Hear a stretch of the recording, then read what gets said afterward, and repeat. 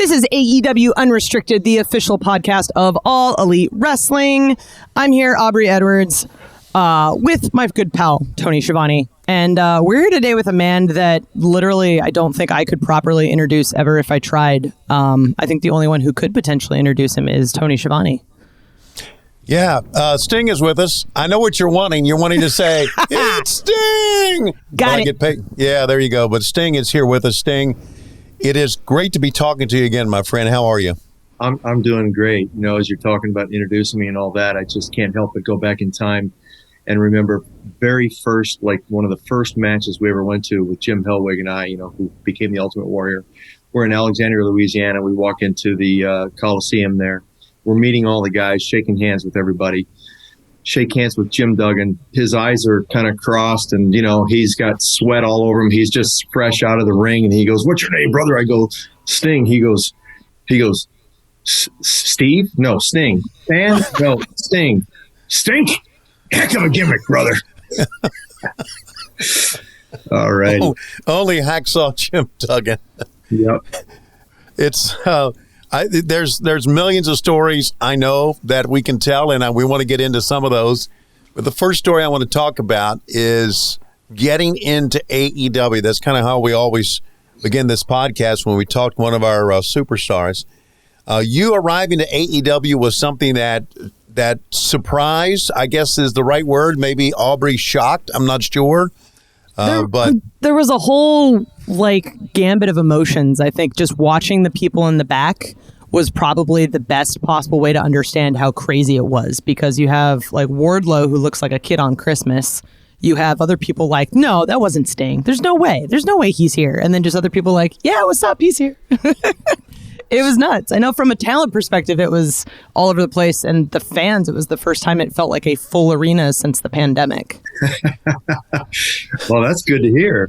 Yeah. I have heard stories about, when I walked through and, unfortunately I had to beeline right into, gorilla position pretty much, but I did see a lot of heads turning and all that. And, it was kind of cool to shake hands with some of the guys on the way back out, Anyway, it was really good. And the response from the guys and, and the girls in the back and from the fans, I mean, every time, it's like a shock to me, all these years later, it's like, I can't believe it.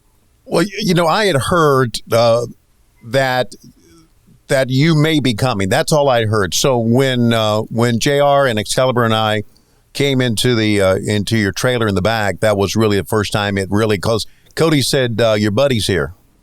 I said, "Okay, that's good." "Who in the hell are you talking about anyway?" He said, "Sting." I said, Are you serious?" He said, "Yeah." He said, let's go in the back and talk to him. So we went in the back, we went in the back and with Tony Khan to talk to you, and that was the first time. So it shocked me. It really did. So let me ask you, how did this all come about, Sting? Well, it all started, actually, if we go way back, 5 years, I got a call from Tony Khan 5 years ago or so, maybe even more. And I didn't know who he was. And he said, "Hey, my name is Tony Khan, blah, blah, blah." He mentioned the Jacksonville Jaguars. And I thought, who is this? So, I did my research and found out, there is a Tony Khan and a Shot Khan. And I ended up calling him back and he wanted me to sign a baseball bat and he wanted to present it to the team at the time and all that. Right. That's a whole nother side story that we'll talk about another time. But okay. Anyway, so I met Tony, long before AEW, long before any of that ever happened. And then my son, my second oldest son, actually tried out with the Jaguars. He tried out with 4 different teams, the Jaguars being one of them. And so there's some history there with Tony, but he called me again about, maybe a year ago or so. And he didn't call me. He sent a text. And I'm still with WWE, so right. I got to be careful how I handle all this kind of stuff, and so sure. I just kept it superficial, and that was that. And oh man, I'd say 2 months ago or so, somewhere around there, I reached out and I said, "Hey, are you still willing to talk?" And he said, "Yeah." So here we are. Wow. Damn. And talking about the fast track, and then as you said, you made that beeline from your trailer to the gorilla position, Right.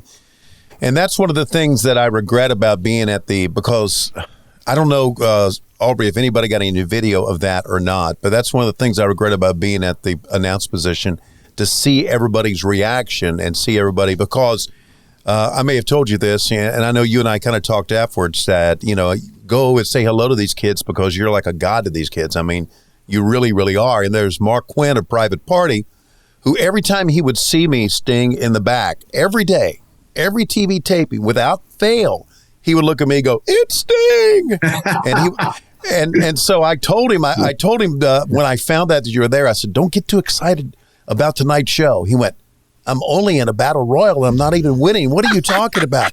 I said, "Just don't get too excited." So he shoved me a note, came around the corner and shoved me an OMG note. So it had to be, and Aubrey, I want you to chime in on this one because you were there. Mm-hmm. Aubrey, tell me when you saw him for the first time, what you thought. So my position was slightly different than everyone else because I was coming out from the ring. I think I had a match like right before, and I'm just kind of walking through Gorilla. It's very clear they've got like a production team in the back. It's getting kind of stuffed. So I'm like, okay, well, I got to get out of here. And I walk past and I see Sting and I'm like, "Hey, what's up, Sting?" And I think I gave you a fist bump and then walked away. And I'm like, okay, that's how that went. Great. That's how I introduced myself to Sting. So cool. Awesome. Very nonchalant. It was great. Yeah. We're all at work. Whatever, brother. What else are you going to do, right? Right. I was getting texts from my two oldest sons, and I was getting a text from my daughter who follows it. And I got a text from Britt Baker, Dr. Britt Baker, who, of course, we do a little routine back and forth on set with her. I'm supposed to quote her best friend. And her text was, "You didn't tell me Sting was going to be here, and you need to tell me every time something like this is going to happen." I'm thinking, hey, I've got a broadcast to do here, guys. Yeah. I can't keep reading texts. You lost status with her. Yes, I did. Well, I'm sure I'll do something to gain it back. But it had to be a good feeling for you. I mean, we say this all the time about our team, and you even mentioned this to Tony. Working for Tony is great. It has a great feeling backstage, doesn't it? Yes, it does. And, I had to tell Tony that, I had several of the guys, approach me, and I've even some of the guys that don't even work with the company and say that, all kinds of good stuff about Tony. I haven't heard anybody say anything bad about Tony. And you can always tell when somebody's being genuine and when they're not being genuine. I mean, I've been doing this long enough. Even when somebody's trying to speak positive, that there's an undercurrent of cynicism and, bitterness and resentment and all that kind of stuff. But it's not so here with AEW. And, I told Tony, I said, man, it starts from the top and trickles on down, to everyone else. And the only time I ever got to experience anything like this was for a short period of time of probably 18 months or so with WCW when, we launched the Monday Nitro show. And we had the Monday Night Wars going on, and we were, we were killing it every single week. But you had a bunch of guys from the top all the way down to the bottom, all marching to the same beat in the same direction. There was unity, and the creative juices are flowing, and it's positive and it's good. There's no clicks, there's none of that kind of stuff. And so I experienced it there for a little while.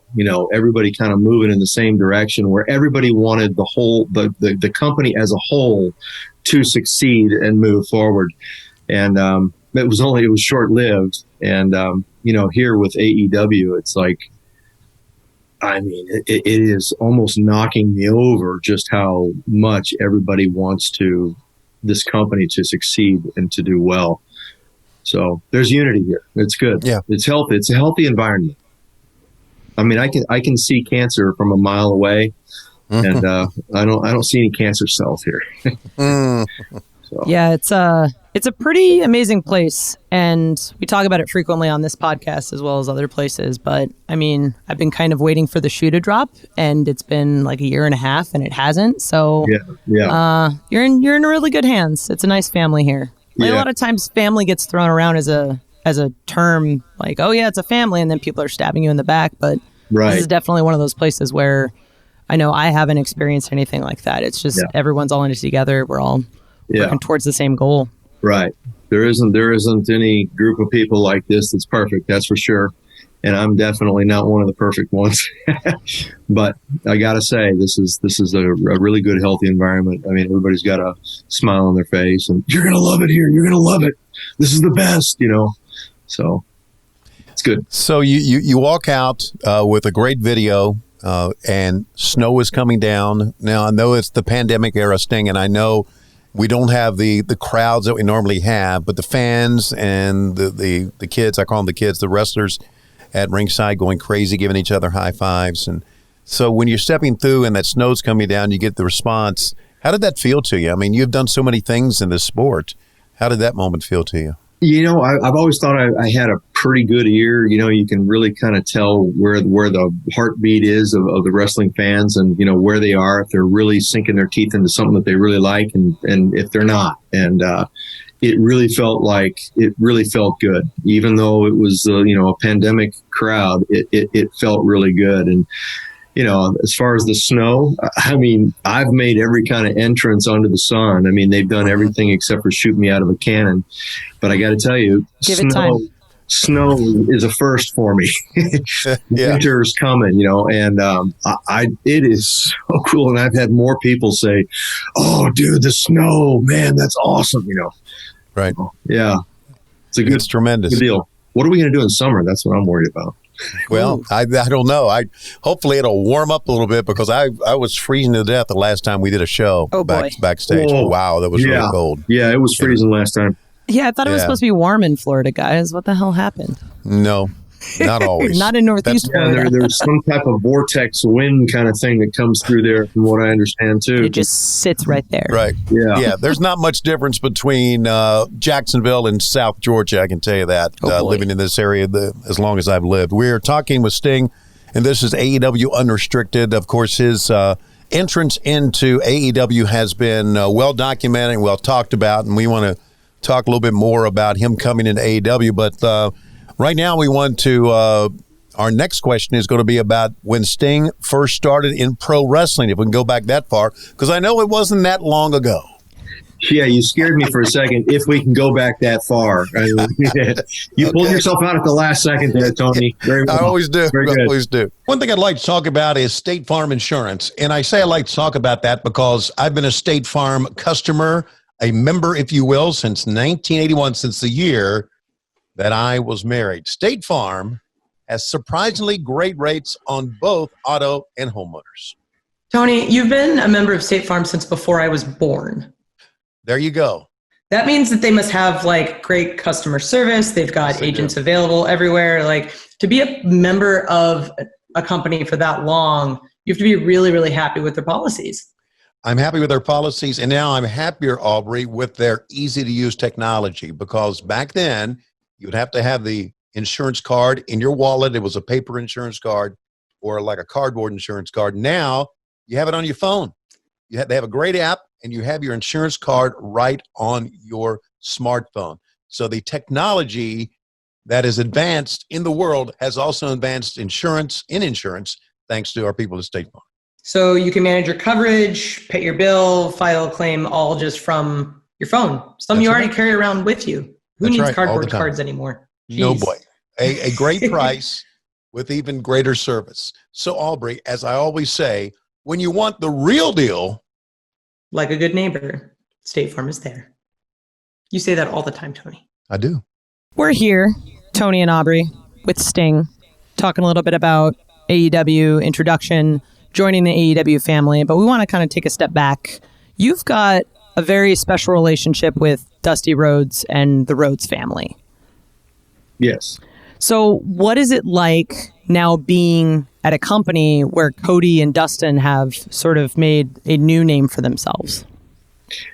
First of all, I'm so proud of both of those guys. I mean, and boy, it couldn't happen to two better guys, I mean, second generation wrestlers, their dad being ultra famous, and the most charismatic of all time in my book, and having to follow in his footsteps. And, it can seem bleak for a minute in life, and then suddenly a shift can happen. And if you've got the work ethic and the love of game and all that, which Cody and Dustin both have, then I guess you got the makings to turn something, like the diamond in the rough kind of a deal. And they did it. And I'm so proud of those guys for doing it. I mean, Cody was just like a little kid, yeah, he was just a tiny kid in the beginning. And Dustin and I, we got a history. I was on the road with him on and off. We were in the same cab of the car driving together. And so all these years later, just to see the fast forward of all this and how far they've come and the deal that they put together and the Tony Khan thing and AEW and then TNT and back in the jungle again. I mean, wow. I mean, people ask me in the Q&As for 20 years, don't you wish there could be another, WCW? And it's like, what's it going to take to make that happen? Well, it's going to take another billionaire who's all in. Right. And otherwise, it ain't going to happen. Sure. I tried a few other things that it wasn't going to happen. But anyway, I'm so glad that Cody and Dustin did what they did, and AEW is what it is, and I get to be a part of it. You mentioned about you and Jim Hellwig together. When you first started in wrestling, you and I we talked earlier about this, about you started with Cherry Jarrett, and you and Hellwig were together as a tag team. He went on, of course, to be the Ultimate Warrior. I'm leading on to this long question to ask you, when did you first start into pro wrestling? When did you first get, quote unquote, the idea that, hey, I wanted to be a pro wrestler? I never did get the idea that I wanted to be a pro wrestler ever once. I was approached by a guy named Rick Bassman. Many people know who Rick Bassman is. Have you ever met Rick, Tony? No, I'm not. Yeah, I'm surprised, but a lot of people know him. Anyway, California guy, and I co-owned a Gold's Gym in Southern California with a guy named Ed Connors, who was the treasurer of Gold's Gym in Venice Beach, the Mecca.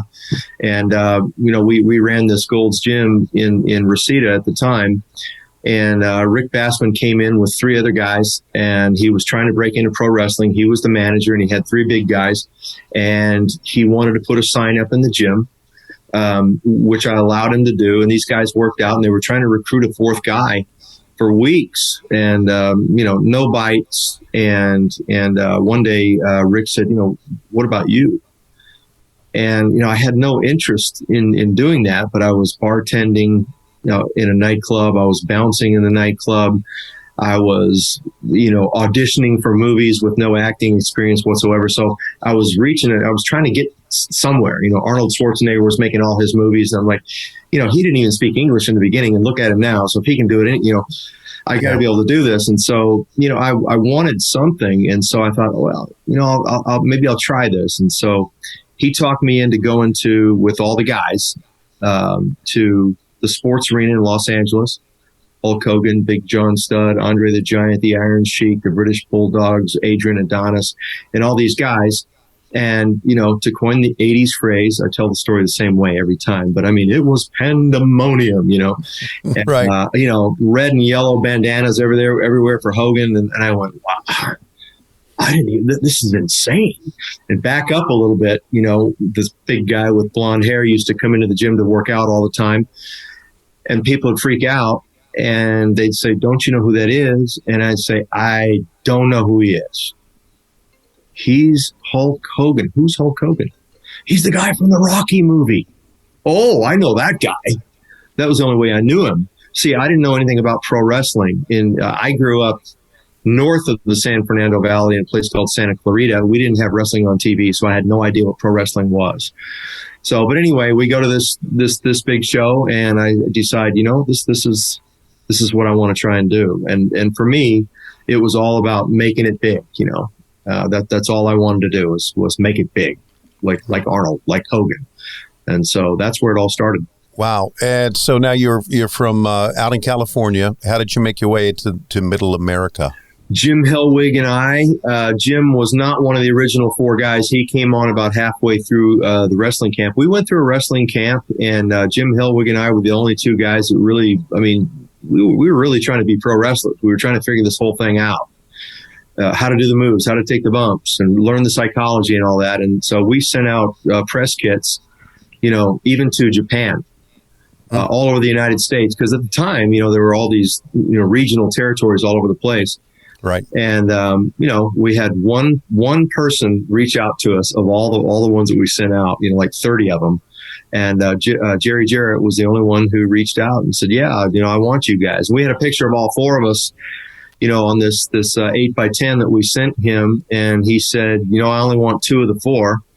And Jim was living with me in the house at the time, my house in California. He was on one line, I was on the other.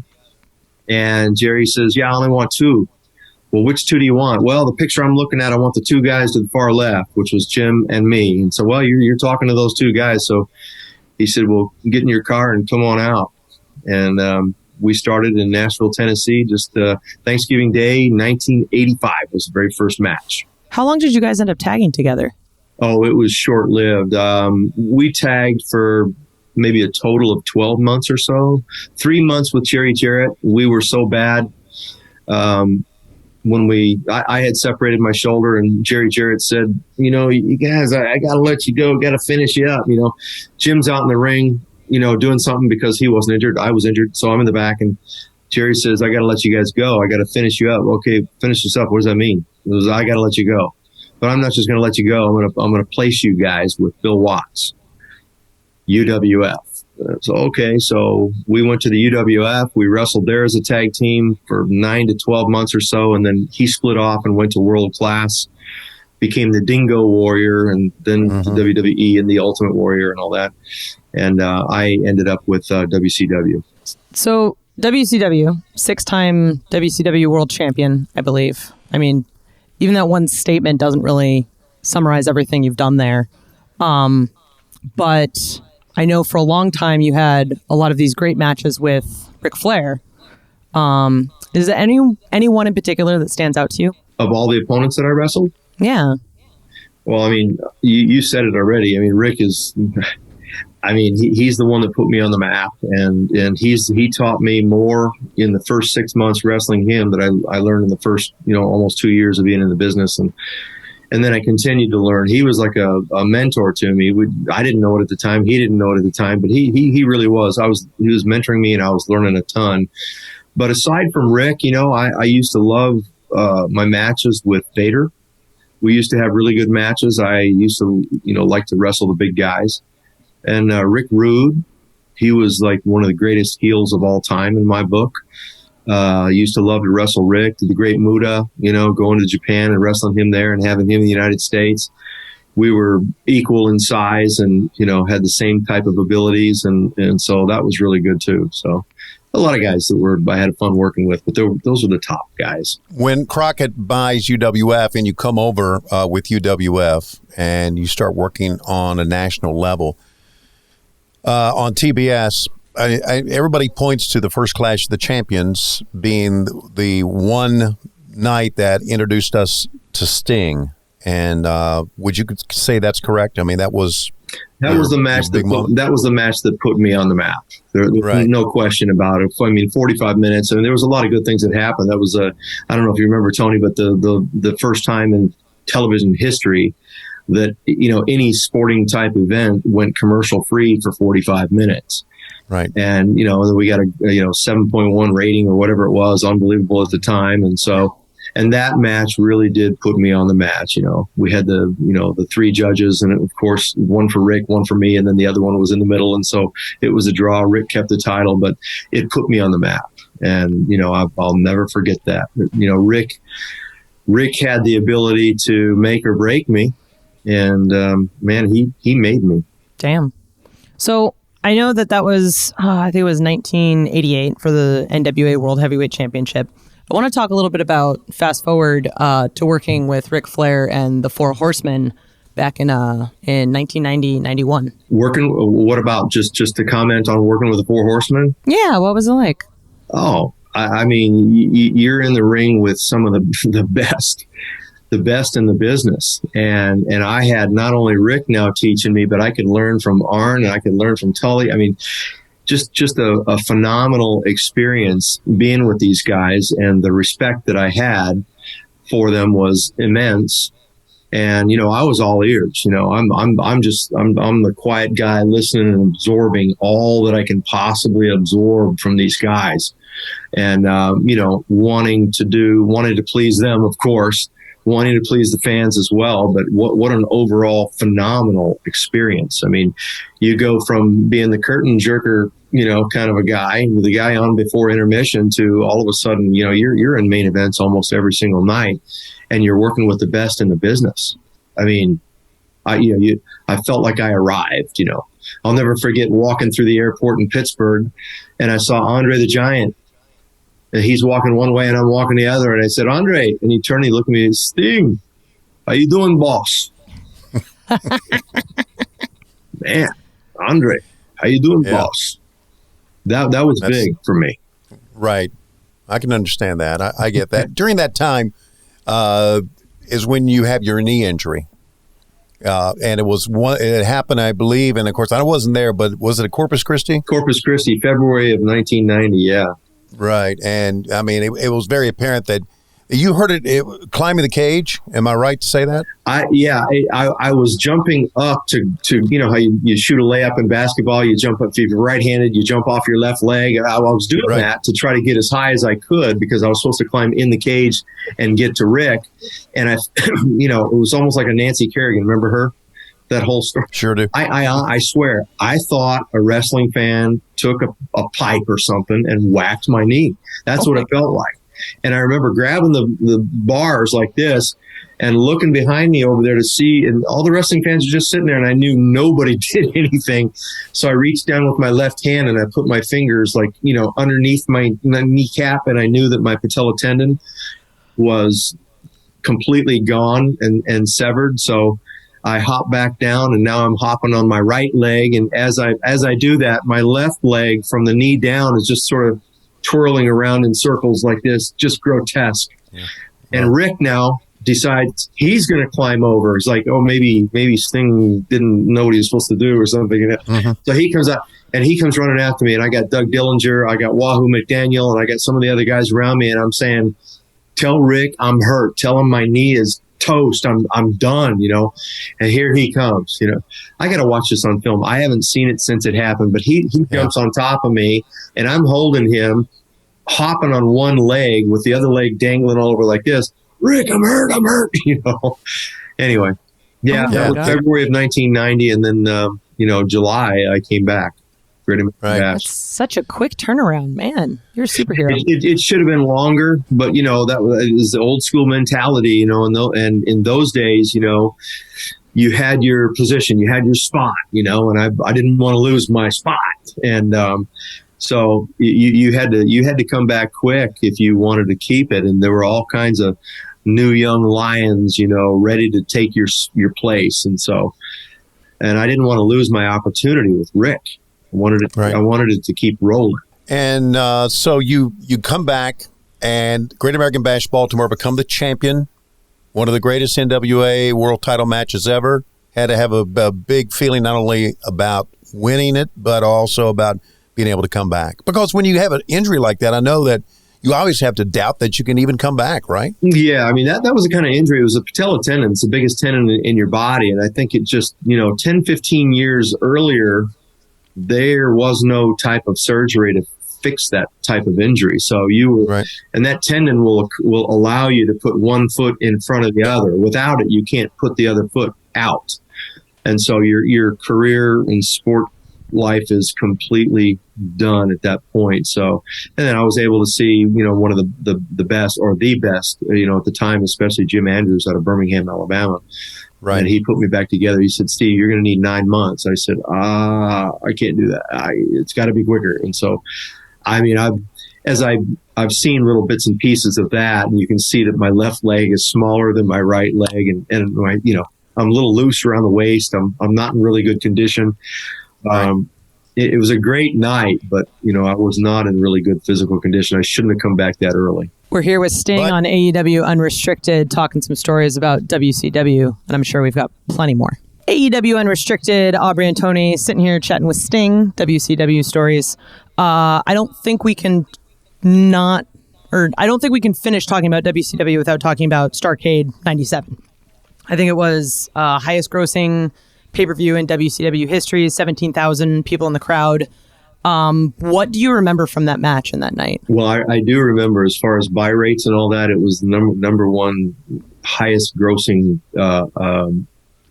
pay-per-view in the history of all pay-per-views. Damn. Any kind of pay-per-view. So at the time, I'll never forget that. You know, we were breaking attendance records in all these arenas all over the country, and it was an incredible time. Yeah, unbelievable. I mean, that was. I feel like I kind of came into my own, you know, finally at that particular time, and there was a certain level of maturity that I had reached and experienced, and some seasoning that happened over all the years, learning from Rick and everyone else, and everything just happened all perfect at the same time, and it was phenomenal. Now, it was during that time, and of course I was there, so I lived it as well. It was during that time of the NWO invasion that you kind of made your transition. I mean, there are two Stings, really. There's the beach Sting with the blonde hair and the colors that you talked about, the neon colors you talked about on TV that Dusty Rhodes put on you. And now it's the Sting that we call the Crow Sting. That was, and you were representing WCW at that time. That became the angle of all angles for not only this pay-per-view we're talking about, but that whole angle of Sting in the rafters, Sting watching down, Sting coming down, you know, rappelling down, was the number one angle for WCW. And there was a lot of the success of the company was based on that angle, don't you think? Yeah, I do. I mean, it was huge, and it wasn't just me, of course. It was Sure. It was everybody. It was the NWO, you know, Hogan, Hall, Nash, and the whole NWO. I mean, the whole package, everyone together. And again, we're all, you know, marching to the same beat, to the same drum, and so it was all good. But yeah, I mean, from the top all the way down, what an experience. And I do believe that was an angle that I'll never forget. Is less is more. I mean, I didn't talk, you know, Right. but you know, it's also filled with risk. You know, I took risk and you know, changing your character around, and you know, your blonde flat top, you know, neon glow in the dark, you know, kind of a character, you know, charismatic, you know, and then all of a sudden, you know, you're stoic.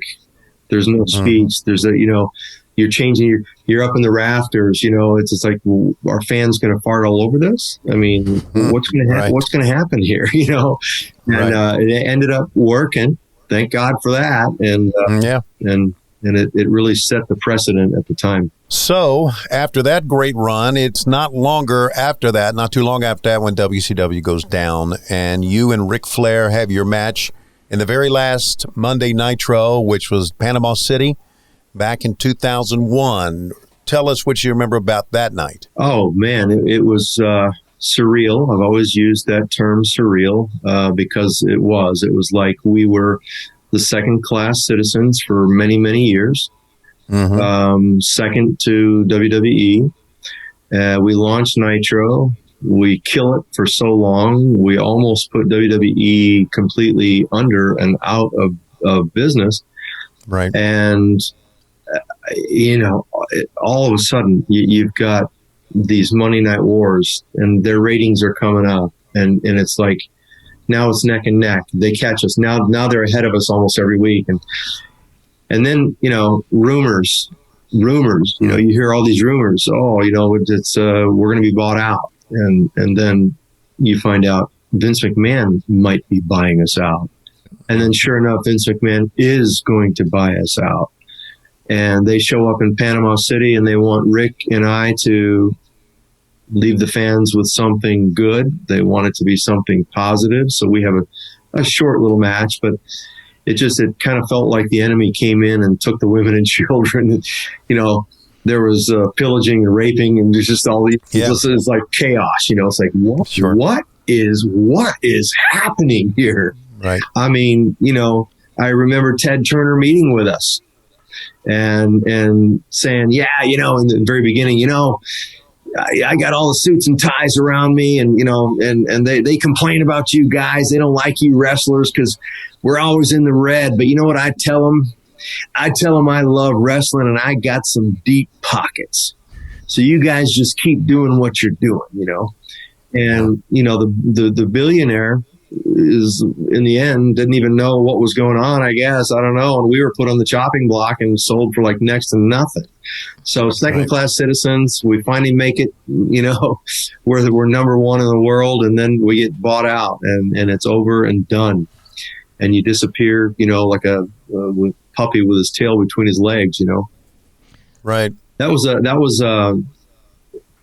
just a horrible time for me. What, the whole run up to that? Well, yeah. I mean, yeah, because it was for me too, and I tell you why. And you and I were obviously different. I was an announcer, and you were a talent. But the rumors killed me. The uncertainty every day of not knowing what we were doing, right, really just really grated on me, and really put a bad taste in my mouth about the business. Yeah, and then I had a contract that had another 18 months, 2 years left on it, and I had a paycheck coming in. I mean, that was good. But yeah, right. No job duties to perform anymore. Yeah, and exactly. Wow, what a way to go out after all those years. What a way to end it. It sucked. Right. So did you have an opportunity to go work with Vince after that? After everything ended? After it ended, we never did talk. There was never any discussion, at least not immediately after. It was I don't know, maybe a year after, something like that Vince reached out, and we had conversation, and talking with Vince was always good, but then you get his group of attorneys and my attorney, and they and then it all kind of falls apart. So sure. And I just, long story short, I just wasn't willing to make the commitment that he wanted. There was more to it than that, but I get that. Yeah. So yeah, I understand. So you did work for TNA for a time. Tell us how that all developed. I was called by it's funny, Cherry Jarrett's son Jeff. Yeah. So the guy who gave me my break originally, Cherry Jarrett, his son, Jeff, all those years later, has struck some kind of deal with Dixie Carter, and he called and said, "Hey, would you want to come and just do a show?" And I did one. You want to do another one? All right. And then it was like, could we get you to sign a deal and maybe do something with us? I really don't want to, And it took some twisting really of my arm really at the time to do it, but I decided I was going to do it. Right. And Vince was in the picture once again during that time. I'll never forget. I'm talking to him on the phone. I said, "Vince, I'm going to go to TNA." And he said, "The thought of you and the legacy that you leave behind, and you going to TNA is just bleh." Oh my God. He literally said bleh. Yeah. I mean, yeah. And then I ended up working for him a few years later. So, right. So you did get your WrestleMania moment. That had to be pretty exciting. It was. It really was. I didn't know how the Monday Night War thing. You didn't know how the WWE universe would take to me and all the guys, and it was good. I same kind of a deal. I was snuck in everywhere and hidden until the last possible moment, and I showed up, and the guys were watching on the monitors and in the dressing rooms, and some of them saw me walking through, and it was the same kind of a scene. It was pretty cool. Right. And then the crowd did receive me, and that was a relief. That really was a relief. It was good. So I felt like, well, I've done just about everything there is to do here, and I had fun. They treated me good. Right. Yeah, it was quite a moment. A year later, you get inducted into the Hall of Fame, and that had to be special for you too. Yeah, absolutely. Yeah, Hall of Fame. I was reluctant to do it because still scheduled to work and wrestle. And I said to Triple H, I said, I'm still wrestling. Right. He said, yeah, and we think it's still going to be good. And just because you're inducted doesn't mean you're retiring or it's over. That's true. I said, okay, well, I can do that.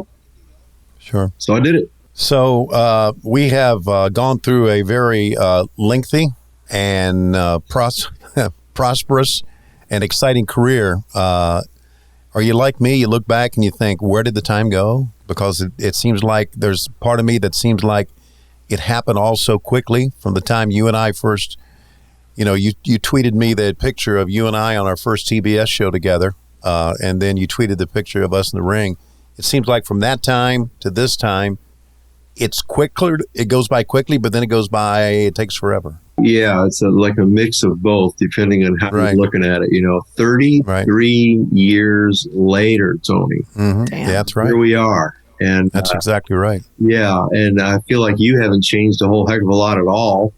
You still have a youthfulness about you. You still look pretty much the same. Yeah. And gosh, just hearing your voice and like even looking at you right now, I mean, it does bring back some really, really good memories. And wow, we've I believe come now. This is the true full circle picture for me. Yeah, I mean, I agree. TNT, a lot of the same people, even the behind the scene, the Keith Mitchells and gosh, Ross, Daryl. Yeah, it's incredible. Yeah, and of course we cannot forget Aubrey. Nah, it's hard. It's hard not to forget Aubrey. Yeah, no, I run in and start swearing. Everyone knows I'm there. Personality plus, right? I say this because it's true, and I didn't realize how much you and I right now are, especially you. Nostalgia is big. And we bring back the childhood of the kids who back in the 90s. And so you have to realize what your role is in this company. And one of your roles in this company is person that all these kids who love wrestling, Aubrey being one, all the wrestlers look up to you. And have you been asked any advice since then? Or I know you've only been with us for not even a month, but have they asked you for any advice? Are you willing to give some advice to be like a mentor to some of these kids? Oh, absolutely. I'd be an idiot if I didn't, try to pour into some of these guys and, pay attention to what they're doing. I mean, I've had some of them say, if you watch me, I mean, could you watch me and just, just tell me whatever you want to tell me. I mean, I just want to get better, Right. And so, yeah, I am getting that kind of stuff. And of course, I'm going to be glad to do that. But I mean, what a group of people. I mean, wrestling has changed. And some of the matches that I have seen, they're the most incredible, athletic, high-paced, I don't know how many false finishes. They got the crowd rocking and rolling. Mm-hmm. I mean, on every single match, it seems. And, some of the big names, the Kenny Omegas and John Moxleys and, I mean, the Young Bucks. I mean, wow. Darby. I mean, these guys are ultra talented. And I love the fact that they're, when I first started, it's like I didn't want to do and be like the generation before me. I wanted to be different. And I was. And, these guys, I'm watching them do the same thing. They're different. They've changed it. They've changed the psychology. They've changed, how they tell a story. And they're good, very innovative and athletes and taking it seriously, living, eating, and breathing it. They do. Yeah, they do. My hat's off to every one of them. So you've had an incredible career, and the impact you've made is very obvious, and guys are all already coming to you for advice. But what would you say is the biggest thing you're trying to get out of being at AEW? Man, the biggest thing I'm trying to get, or give back, or it's going to be a combination of getting and giving. Getting is just, how do I put this? All those, we just talked about it with WCW, I didn't want to disappear with my tail between my legs. Right. And, here recently, I didn't want to just end the way it ended, Right. I was pushing to get a cinema style match with Baker. And for probably a litany of different reasons, it just wasn't going to happen. And so, when Tony called and spoke with me, and he said, "Are you interested in doing cinema style matches?" I said, "Yeah, I am." I am. Absolutely. And so, I thought, I'd like to come back and do that and not disappear again with the tail between my legs. I'd love to be able to go out, I don't have to go out on top. I'm just saying to go out in a positive light, And then as far as the other, giving, I would like to mentor, some of these guys and, be of any kind of help that I possibly can, even though it's changed, I still get it. And I'd like to be, a part of helping some of these guys get better. Well, just your appearance is going to help people get better. We're up against the time here, Sting, but I wanted to ask you how things going for you personally right now. Everything, family, doing okay? Everybody okay? Everyone's doing great. Yeah. No COVID issues. No. Yeah. Everybody's healthy. Everybody's happy. Good. All is good. Checking all the positive boxes. Love it. Well, all is great with Sting and AEW, and we appreciate your time here, buddy. We really do. Thanks for having me. So much. Yeah. Thank you so much for being here today. I know My this pleasure, Aubrey. Thank holiday you. season and all that. We're all very, very busy with things going on. So, your time's valuable, and thanks. I'm so looking forward to having you around and learning all that I can. Love to hear it. Yay. Thank you. You can follow Sting on Instagram @Stinger, on Twitter @Sting. Subscribe to our podcast, which is called Unrestricted. How much does it cost, Aubrey? It's free, and you can get it wherever you get your podcasts. You can also check out the video of this podcast on YouTube. Just search AEW Unrestricted and tune in to AEW Dynamite Wednesdays, 8 o'clock, 7 Central on TNT, because you never know when the snow's going to come down again. God, I love the snow. I love the snow. Absolutely. So good. Thanks again, Sting. It's great talking to you. I'm Tony Schiavone. I'm Aubrey Edwards. Tony! I love it. Thanks for listening. Thanks for listening to Unrestricted. Peace.